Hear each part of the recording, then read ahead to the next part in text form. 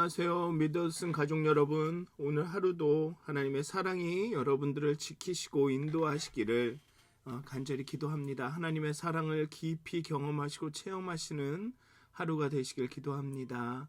우리 사도신경 하심으로 10월 20일 목요일 새벽 예배를 시작하도록 하겠습니다. 전능하사 천지를 만드신 하나님 아버지를 내가 믿사오며 그 외아들 우리 주 예수 그리스도를 믿사오니 이는 성령으로 잉태하사 동정녀 마리아에게 나시고 본디오 빌라도에게 고난을 받으사 십자가에 못 박혀 죽으시고 장사한 지 사흘 만에 죽은 자 가운데서 다시 살아나시며 하늘에 오르사 전능하신 하나님 우편에 앉아 계시다가 저희로서 산자와 죽은 자를 심판하러 오시리라.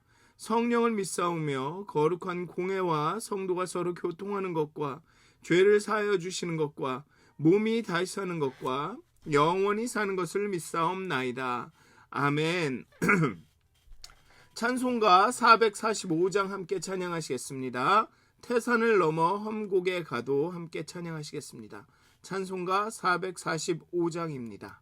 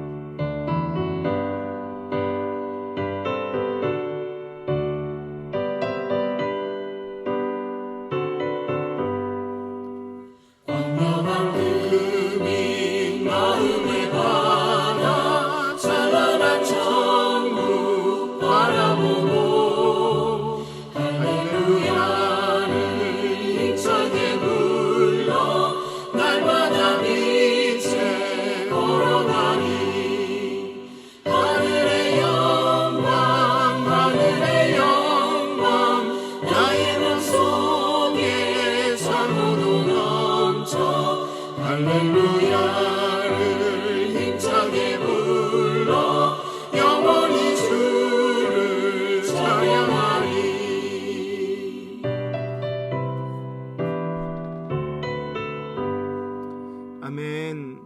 기도하시겠습니다. 하나님, 이 아침에 하나님 앞에 나아가 잠잠히 머뭅니다. 하나님 앞에 잠잠히 거합니다. 하나님, 이 시간 우리의 영혼에 참 평화와 쉼을 허락하여 주시옵소서. 하나님 앞에 정말 잠잠히 있을 수 있도록, 하나님이 하나님 되시도록 하나님께 모든 것을 내어드리도록, 정말 태산을 넘고 험곡에 가도 하나님만 의지하고 신뢰하며 잠잠할 수 있도록 하나님 우리 마음에 평안함을, 정말 하나님을 신뢰하는 마음을 더해 주시옵소서. 오늘도 참 많은 일들이 있겠지만 그 가운데서 정말 하나님이 함께 하심으로 누리게 되는 그 평안을, 하나님 그 안전함을, 안정됨을 누리게 하여 주시옵소서. 하나님 감사합니다. 예수님의 이름으로 기도하였습니다. 아멘. 오늘 함께 나누실 말씀은 신명기 1장 34절에서 46절까지의 말씀입니다. 신명기 1장 34절에서 46절까지의 말씀입니다. 제가 봉독하도록 하겠습니다. 신명기 1장 34절에서 46절까지의 말씀입니다.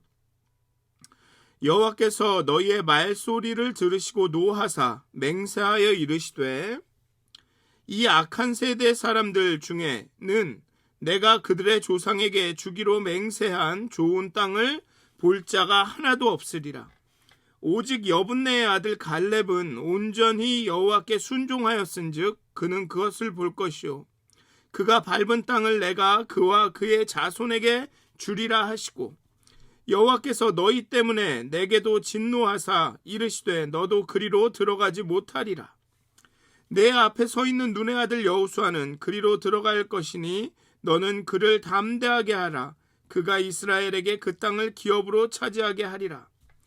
또 너희가 사로잡히리라 하던 너희의 아이들과 당시에 선악을 분별하지 못하던 너희의 자녀들도 그리로 들어갈 것이라. 내가 그 땅을 그들에게 주어 산업이 되게 하리라.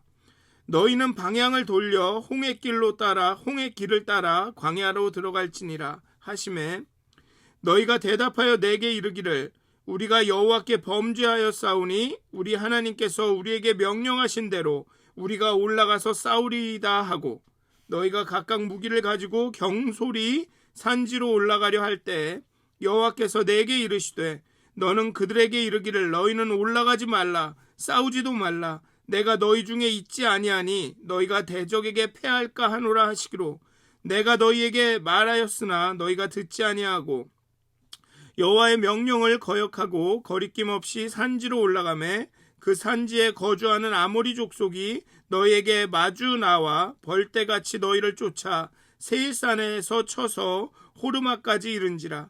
너희가 돌아와 여호와 앞에서 통곡하나 여호와께서 너희의 소리를 듣지 아니하시며 너희에게 귀를 기울이지 아니하셨으므로 너희가 가데스에 여러 날 동안 머물렀나니 곧 너희가 그곳에 머물던 날 수대로니라.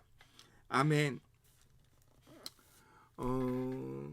정탐꾼들의 이 보고를 들은 이스라엘 백성들의 반응, 곧 그들의 탄식과 불평, 불신은 하나님을 분노케 했습니다.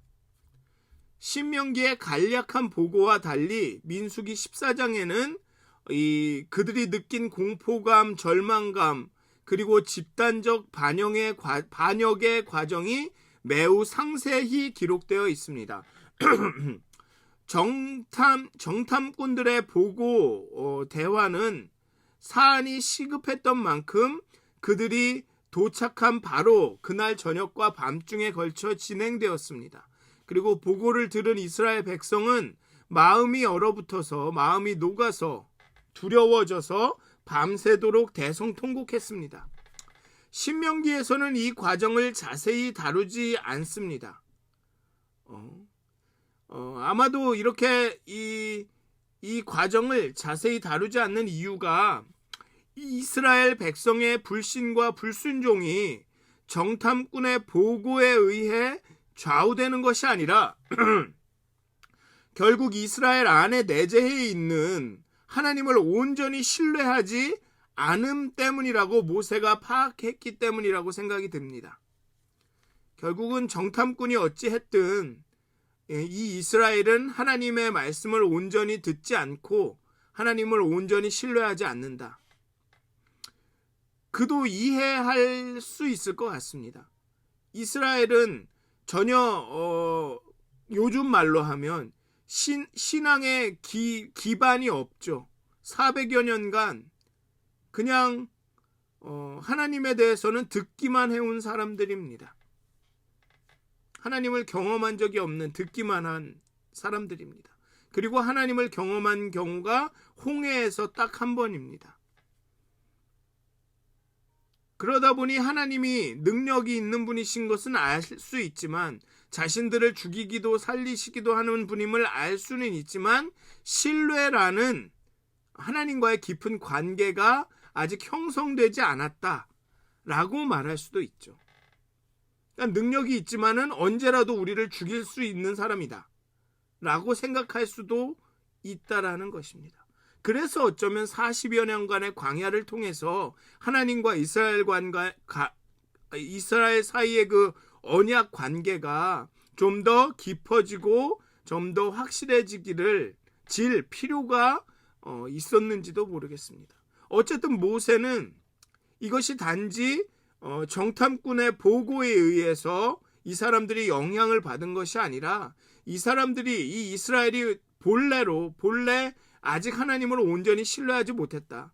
그러니까 이 모든 불순종과 거역은 이스라엘에게 그 책임이 있다라고 파악했기 때문에 정탐꾼의 보고를 이렇게 자세하게 다루거나 그 보고에 대한 이스라엘의 반응을 이렇게 크게 다루지 않은 것이라고 생각이 듭니다.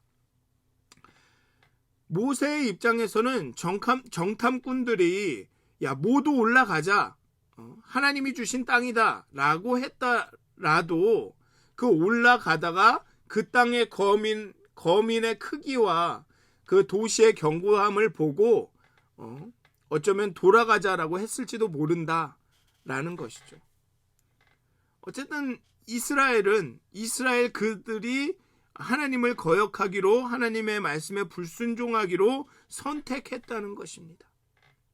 그리고 하나님은 이제 그들의 불신과 불순종과 그 명령에 거역한 것을에 대한 어떤 책망을 그 불순종에 진노하시고 그 벌을 내리십니다. 이 벌이라기보다는 그들의 불순종과 거역에 대한 대가, 결과를 말씀하시죠.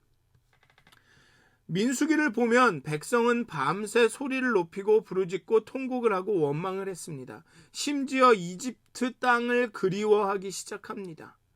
거기서 노예로 일하다가 죽었거나 광야에서 고생하다 죽었다면 더 좋았을 것이라고 말합니다. 우리를 멸하시려고 애굽에서 인도하여 내신 것이라고 그 의도를 왜곡합니다. 곡해합니다. 그들은 선을 넘었습니다. 이것은 단순히 불신과 불순종이 아닙니다. 하나님에 대한 모독이죠. 하나님의 의도를 완전히 다른 것으로 곡해하는 것입니다. 하나님을 완전히 다른 하나님으로 고백하는 것이죠. 하나님은 인애와 자비의 은혜와 진리의 하나님이신데 하나님을 완전히 이 멀쩡히 있는 사람들을 광야로 꿰어내어서 죽이는 하나님으로 만들었습니다. 이것은 그 신성 모독이죠. 그러니까 이것은 마치 물에 빠지는 사람을 건져줬더니 보따리를 내놓으라는 것입니다. 잃어버린 지갑을 찾아주었더니 그 안에 있는 돈이 어디 있냐고, 훔쳐간 것이 아니냐고, 당신 절도범 아니냐고 말하는 것과 똑같습니다. 이집트에서 구해주었더니 이집트에서 노예로 사는 게 더 나았을 거라니. 이거 배은망덕이죠. 죄와 사망의 법에서 성령과 은혜의 법으로 옮겨진 사람이 이제 다시 내가 죄와 사망의 법으로 돌아가겠다라고 말하는 것과 마찬가지입니다. 하나님이 하신 모든 일들을 부정하는 일이죠. 이것은 그러니까 신성모독입니다. 신명기에는 나오지 않았지만 민수기에서는 새로운 우두머리를 뽑아서 이집트로 돌아가자며 아주 구체적인 행동을 취합니다. 이는 하나님이 세우신 모세와 아론을 끌어내리자라는 것으로 하나님에 대한 정면 도전이죠. 하나님의 주권과 그 통치에 대한 정면 도전입니다. 그리고 하나님은 자신이 들은 대로 해주겠다고 합니다. 자신이 들은 대로. 여호와께서 너희의 말소리를 들으시고 노하사 맹세하여 이르시되, 들은 대로 행하시죠. 들은 대로.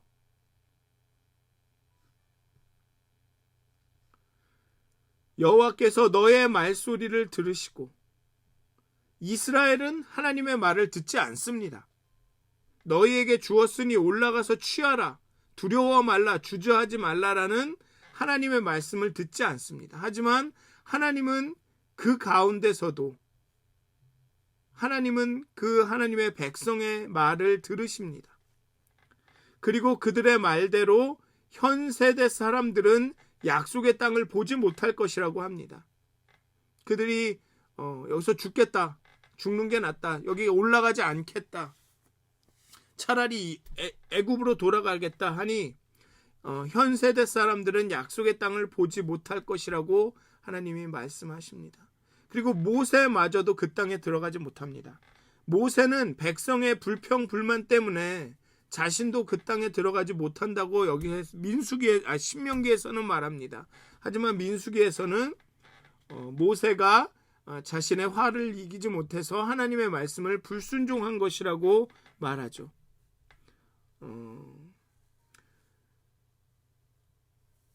모세, 어쩌면 신명기에 나오는 이 말은 모세의 어떤 소심한 변명이라는 생각이 듭니다.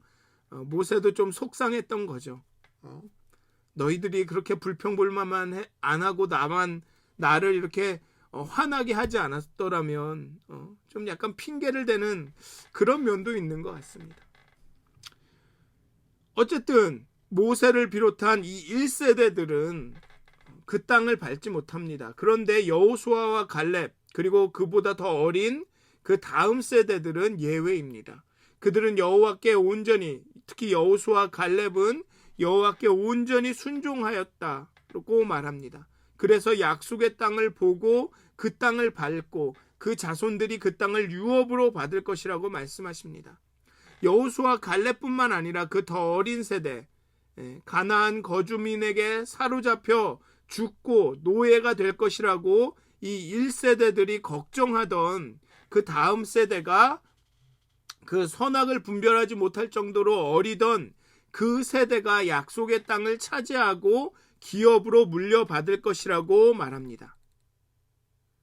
그리고 이 모세의 마지막 설교를 듣고 있는 그 세대죠. 그 사람들이죠.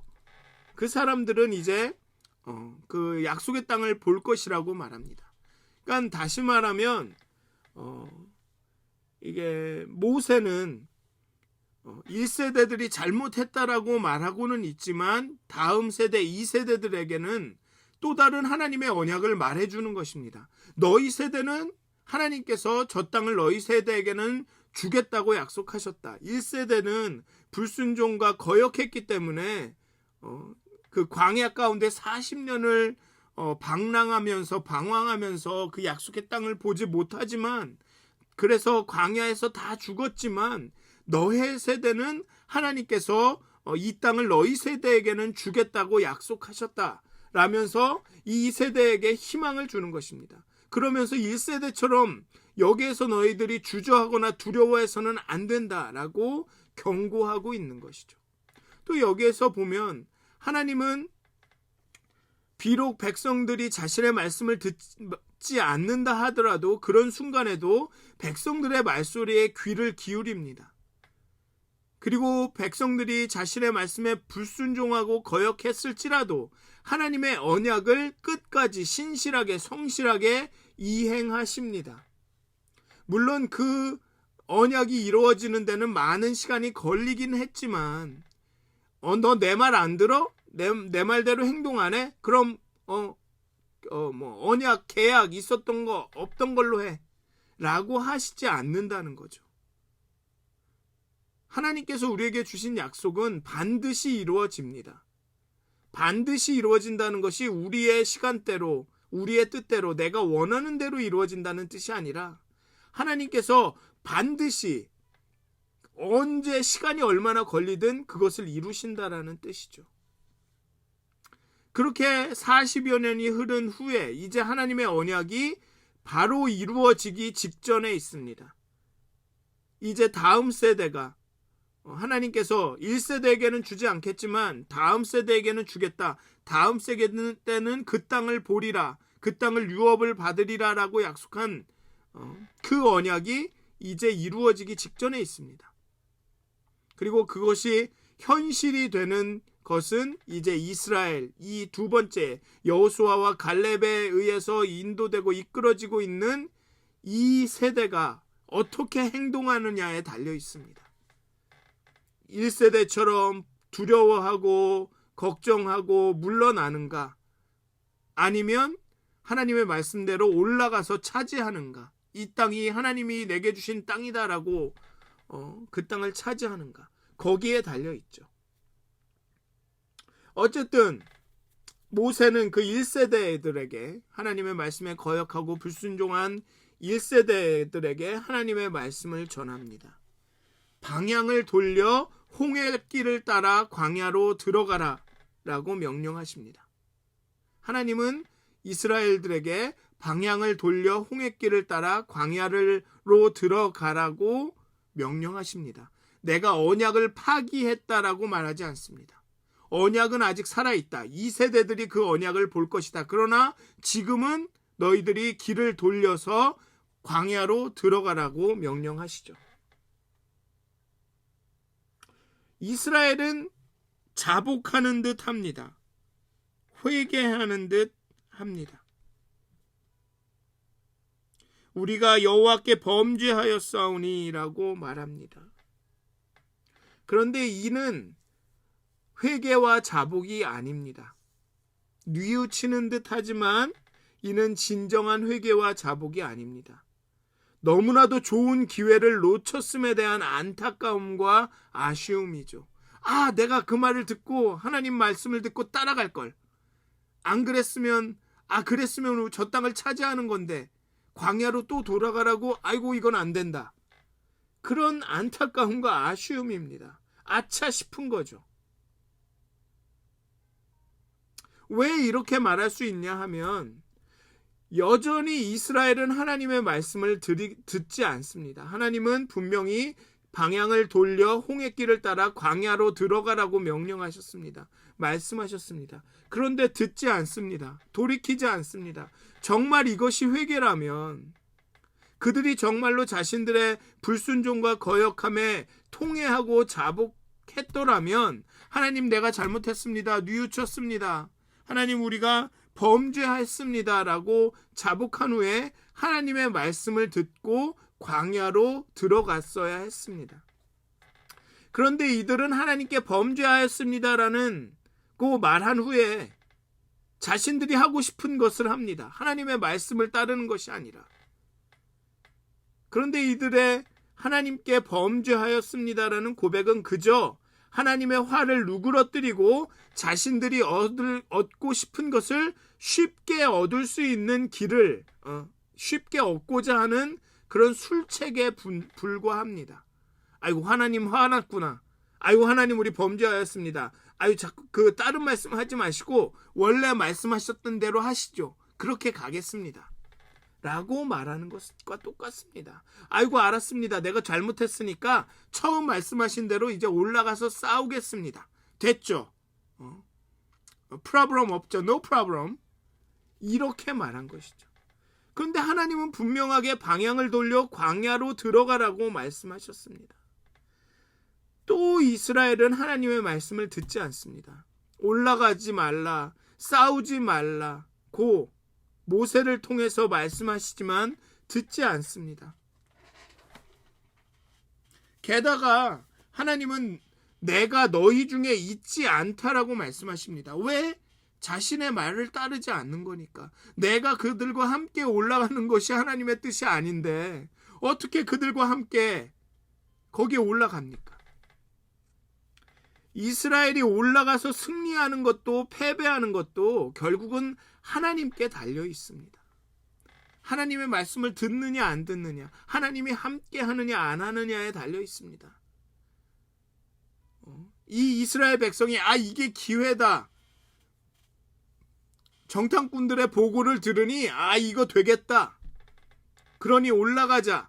그런 사람들의 이스라엘의 판단과 결정에 달려 있는 것이 아니라 나중에 우리가 결정에 올라가기로 결정했으니까 우리가 올라가서 이길 수 있는 것이 아니라 그것은 하나님께 달려 있다는 것입니다.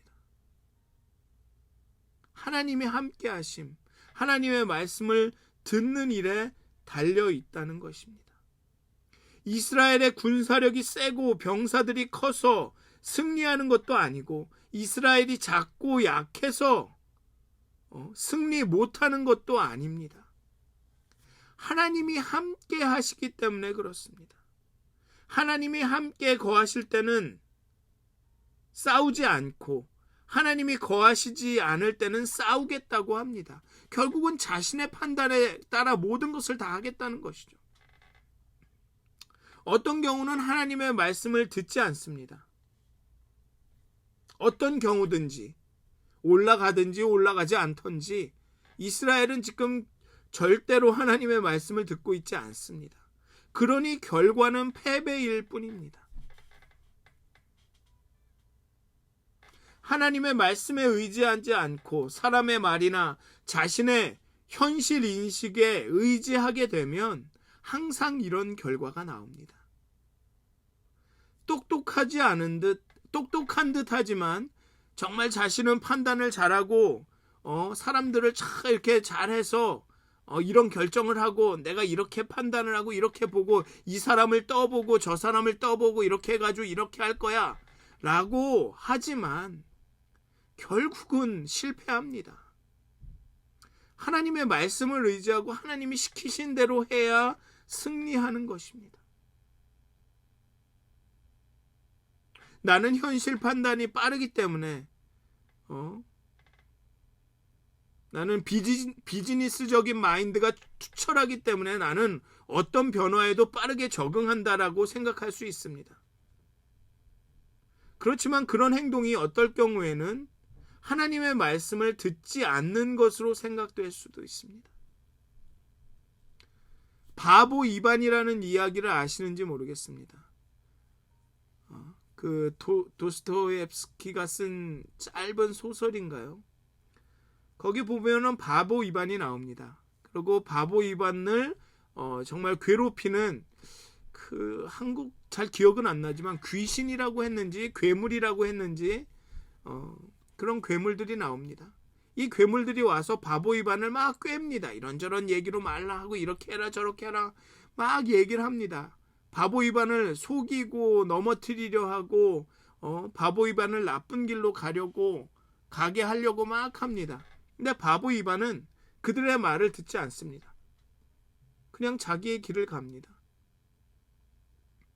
근데 결국은 그 괴물들의 그 모든 그런 어떤 악한 계획들이 다 수포로 돌아갑니다.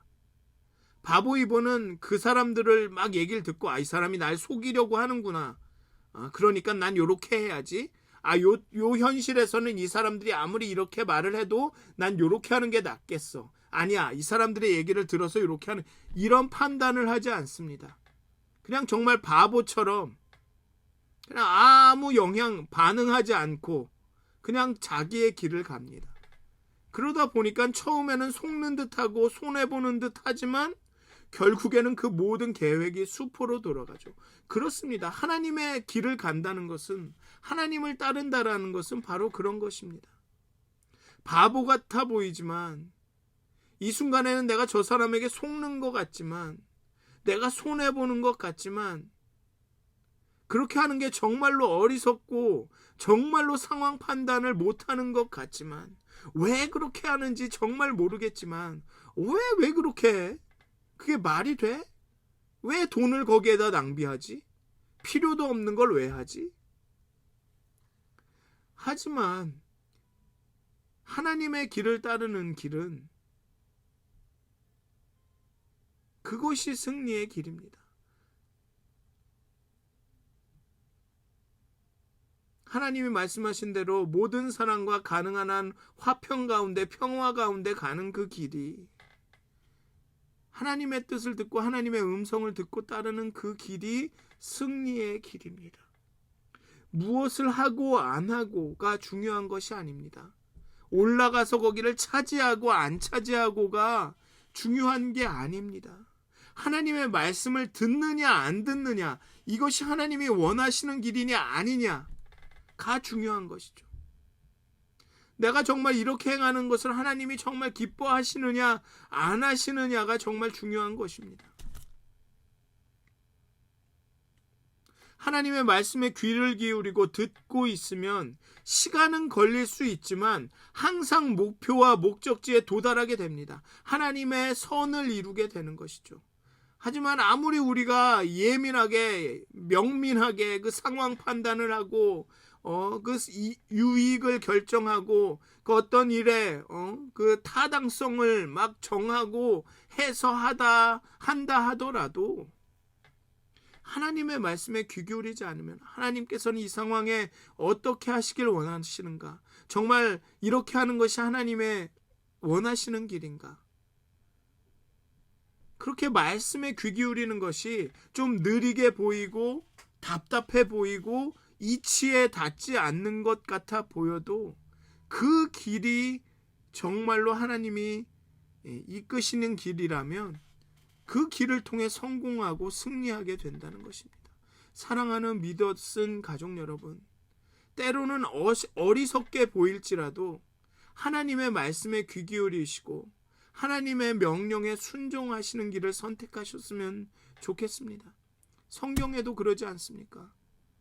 헬라인들에게는 어리석은 것이라고, 유대인들에게는 거치는 것이고, 그렇지만 그 십자가가 우리에게 그 영생을 주는, 생명을 주는 것이라고 바울 사도는 고백을 합니다. 사랑하는 믿어 쓴 가족 여러분, 하나님의 말씀에 귀 기울이십시오. 그렇게 하나님, 이것이 정말 하나님이 원하시는 길입니까? 이 일을 기뻐하십니까? 라고 물으셨으면 좋겠습니다. 오래 걸리더라도 답답하더라도 하나님께서 여러분들 마음에 그래 이게 내가 원하는 길이야, 너가 내 명령을 잘 따르고 있어라고 확신을 주실 때까지 좀 기다려 보십시오. 그렇다면 그렇게 하나님의 뜻을 따른다면 정말로 모든 사람이 화평한 가운데 온전히 하나님의 뜻을 이루는 길을 발견하게 될 것입니다. 사랑하는 믿어 쓴 가족 여러분, 가나안을 정복하는 일은 시간의 문제가 아닙니다.